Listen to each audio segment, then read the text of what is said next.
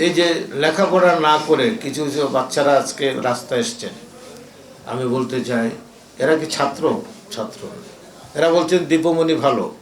এই দীপমণি এদেশে একটা কাল সংস্কৃতি চালু করেছিলেন, লেখাপড়া না করে জিপিএ 5 পাওয়া যায়, অটো পাস। যারা পরীক্ষায় দেয়নি তারপরও সে জিপিএ পেয়েছেন। এখন এই দীপমণিকে চায়, তাহলে কি দেশকে দীপমণিদের আমরা কি অন্ধকারে চলে যাব? যারা জিপিএ 5 পেয়ে এসেছেন এসএসসি এসেতে, তার ঢাকা বিশ্ববিদ্যালয় রিটেন পরীক্ষায় 5 নম্বরও পেতেন না। তো অতএব জাতি কি সে অবস্থায় ফিরে যাবে?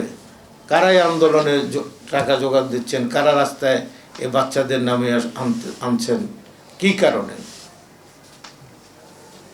শিক্ষামন্ত্রী সংসদে দাঁড়িয়ে দুঃখ প্রকাশ করেছেন ওনার ভুলের জন্য।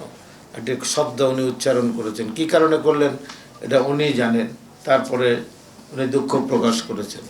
আমি ওনাকে সমর্থন করতে চাই না। ওনার মতো একটা বিজ্ঞান, একটা পিএইচডি হোল্ডার, ঢাকা বিশ্ববিদ্যালয়ের একটা মেধাবী ছাত্র, একটা এফএসএলের নির্বাচিত ভিপি ছিলেন ডক্টর এহসানুল হক মিলন।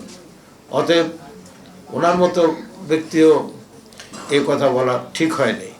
তারপরে উনি পার্লামেন্টে দাঁড়িয়ে ক্ষমা চেয়েছেন।